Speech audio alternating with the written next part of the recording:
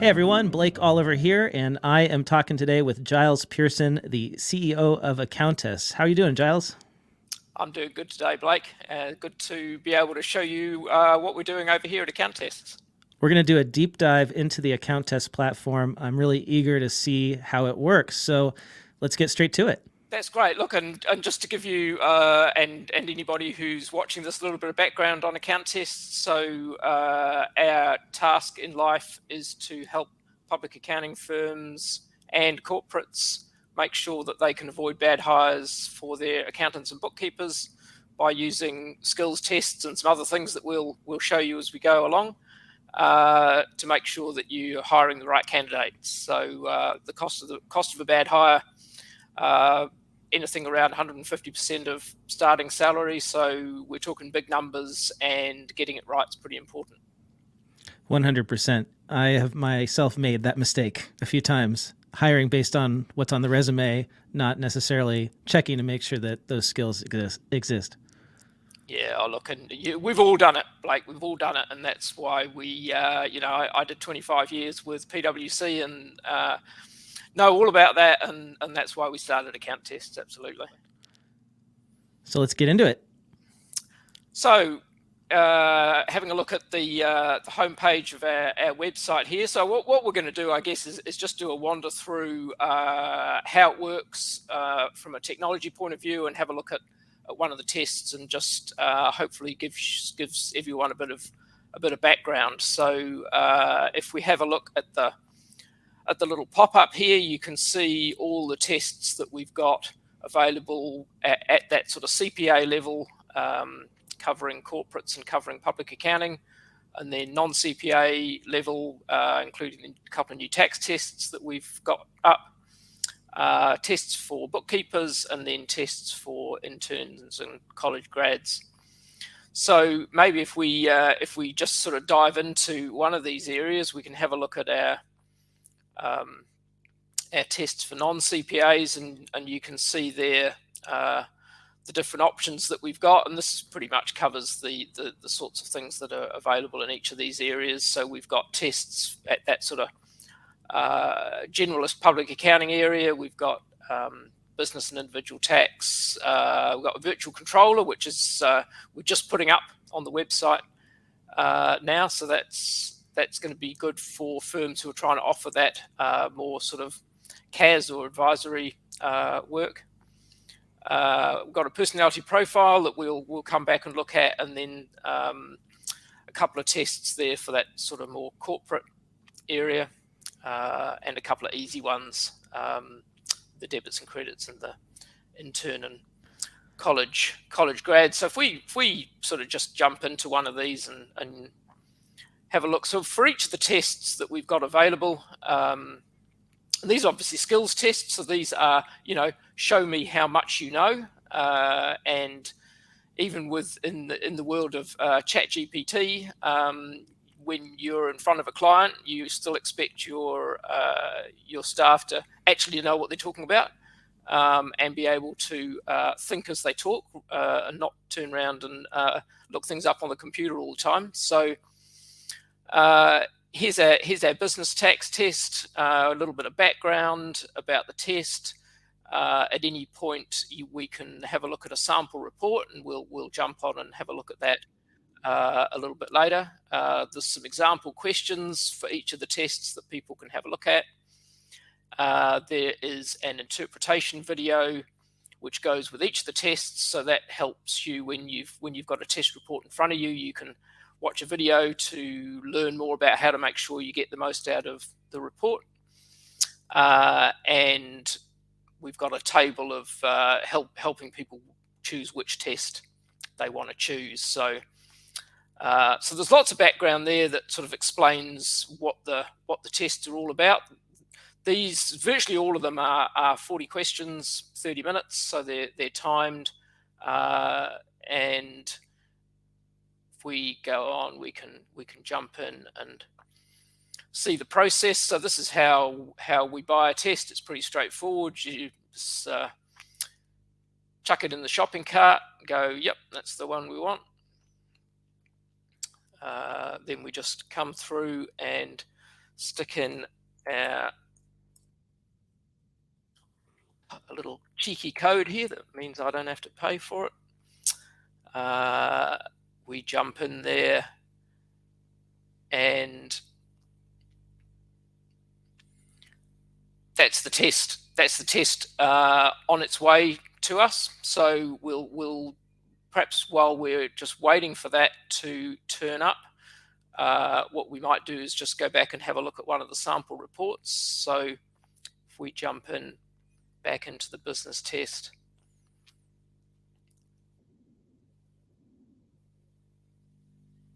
here's an example of one of the reports you're going to get. So this test is actually a competency-based test.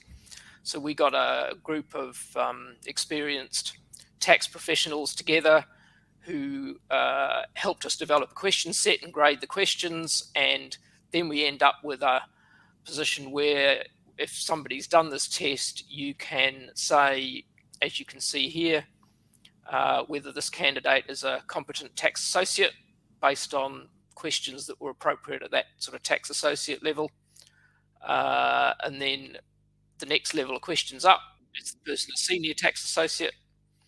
And then the next level of questions up, are they a competent tax manager?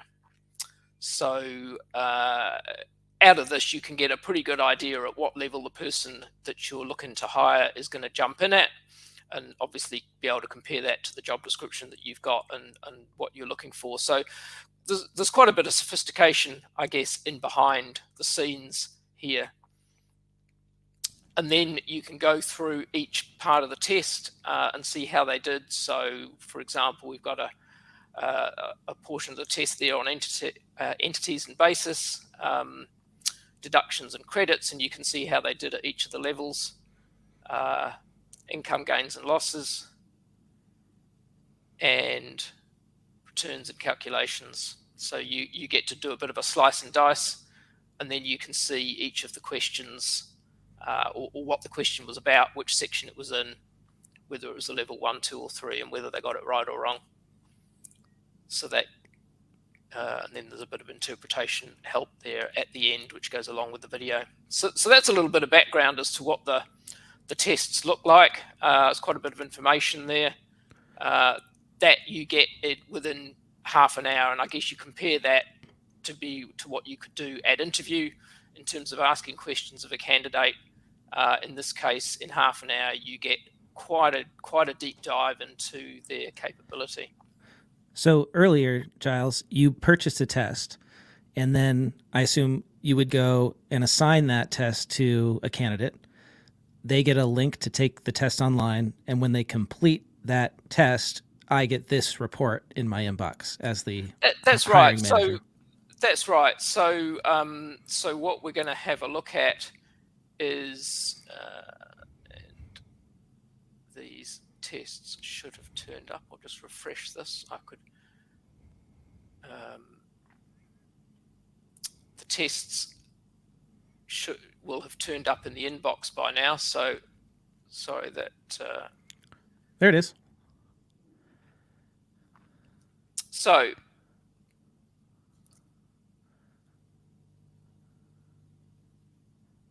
when you purchase a test, you get a couple of, or you get 3 emails. You get the order confirmation, but then you get a test links email. Sorry, this is a little slow to load. You get a test links email, so that has the link to the test on it. So here's the email with the test link. So what you can do is you can cut and paste out the test link and send it in a separate email to the candidate. What a lot of people do, to be honest, is just push forward on this email, and there at the bottom is the link to the test. So we can click on that, and we can go and have a look at what. So you've forwarded this to the candidate. Candidates receive this in their inbox, and so this is we're now seeing what the candidate sees. So they just log in. They come to a little welcome screen where they have to accept the terms, and that's all about the data protection, of course. So we won't dwell on that this time. Who reads those anyways, right, Giles? It's pretty important stuff, especially if you're in the EU. But so we then have some buyer data, and then they're into the test itself.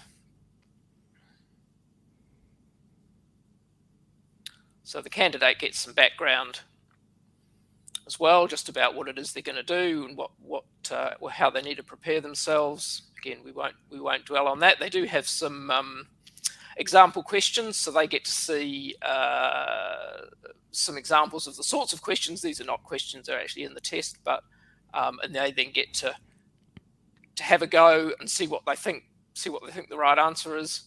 I actually think A is the right answer to this one. Obviously, in the test itself, it doesn't tell them whether they got the answer right or wrong, but this is just helping the candidate prepare. So, I got it. So they get 4 practice questions to make sure they understand. You want to do the next one, Blake? Oh, let's see. Your client, Sonny, is a partner. His basis in the partnership is $100,000. His share of liabilities is $40,000. He has been offered $125,000 for his partnership share. What would the tax position for Sonny be if he accepts? Oh, well, it's been a long time since I took partnership taxation, Giles. I'm gonna guess it's not gonna be. Oh boy, I think I'm gonna embarrass myself if I try to give you an answer. Okay, let's go. Was it 40,000? No, I think it might be. 65,000 gains. So it's 125,000 minus the 100,000 plus the liabilities. Got it. Yeah. There we go. Don't hire me for a tax job.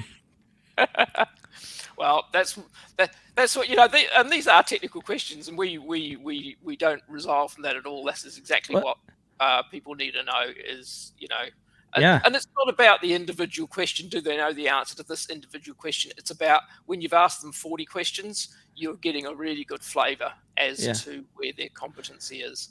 Well, and I like how you use relatively simple problems, but you have to know the concept in order to get the right answer. And that's the important thing is, do they understand the concept of, partnership basis and computing the gain? So again, these are practice questions. So these are practice questions. Obviously in the real test, they just choose their answer and move on to the next one. Got it. Oh, wait, I think I know this one. Oh, go on then. Your client holds inventory at year-end. There are various methods for identifying the valuation of inventory on hand. Which one is not? The selling price? Oh, maybe you are going to get a job in tax after all. Yes. Okay, good on you. So they've had to go at some example questions, and then they're just giving a bit of information about how to navigate their way through the test. We give them a little bit of help, I guess, in test technique, because some people haven't done a test in years, and it's pretty important that they put their best foot forward. So essentially, we're saying to them, you've got 45 seconds a question. Use the clock. Make sure that if you're finding a question too hard, just skip it and move on, because otherwise you'll miss questions later on that you do know the answers to. So just trying to level the playing field and make sure that people who are good test takers are not advantaged over those who are not so good. And then we're into it. So this is the real test. So we won't go through the questions in the real test, because this is the real test. But you can see there, you can see the 40 questions, and as people work their way through, the questions change colour, the numbers change colour when they've answered them, and you can see the countdown clock up on the top right, and that's their 30 minutes. So we'll just skip to the end here and go next. We won't answer any of the questions, and so that's us done the test. So what will happen then is, and we can check our mailbox in a minute, but within a minute or two, you as the employer get an email with a link to the test report that comes through from that. Obviously, our one's not going to give us a lot of information, since we didn't answer any of the questions. But what that gives you a link to is, for example, the one that we were just looking at with the report. So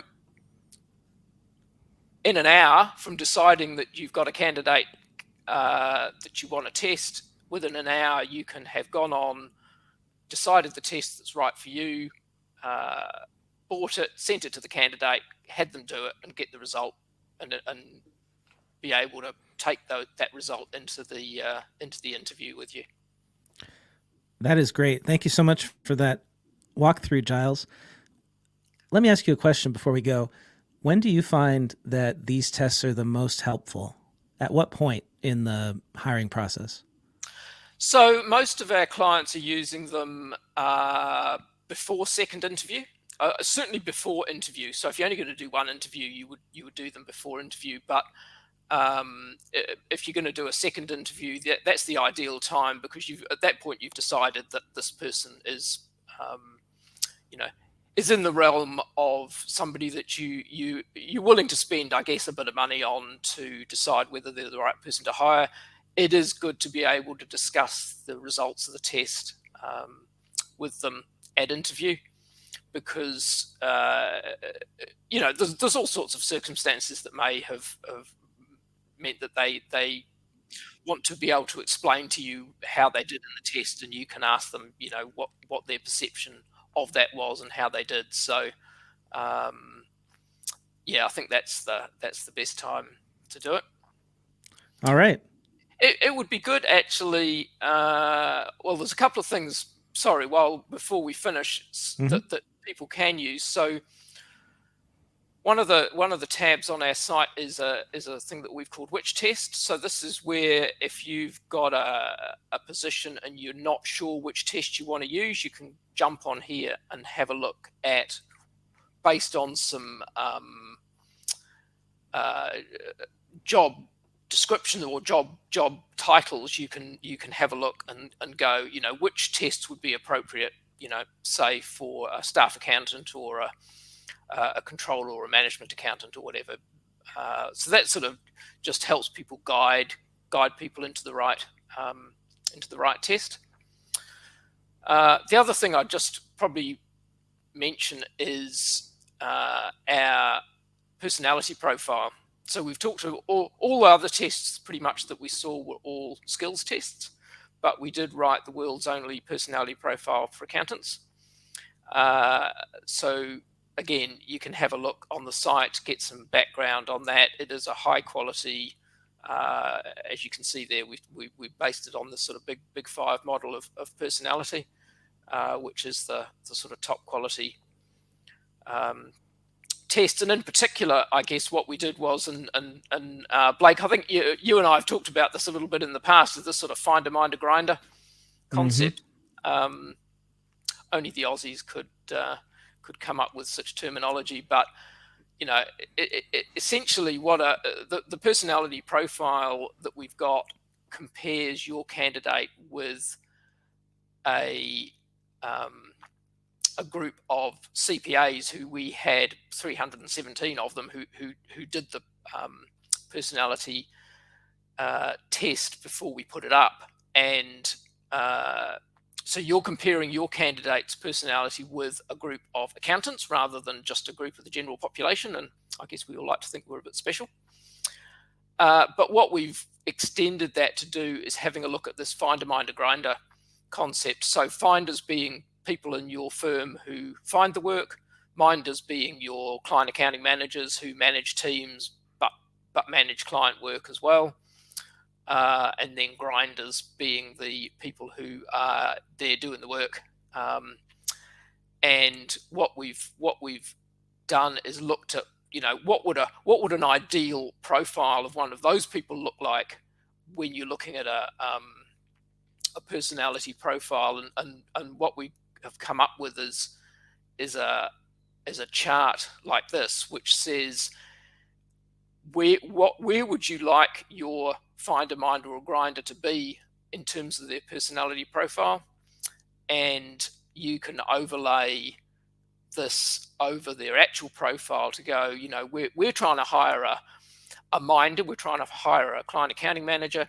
We'd like them to have the potential to move through to partner, but we want to see whether they've got the personality that would fit that, and if they haven't, what are the things they need to do to be able to get the skills to move up to that partner level. So that's where we've done this overlay chart to put across the personality profile. So there's some pretty good stuff here. Again, lots of information that you can get about somebody that you, in an objective way, that is really difficult to get in an interview structure where, look, candidates are pretty smart. They know the questions you're going to ask them. They've got all their stories worked out. It's pretty difficult to work your way through whether somebody is genuine with what they're telling you, or whether in fact they're just well versed at interview technique.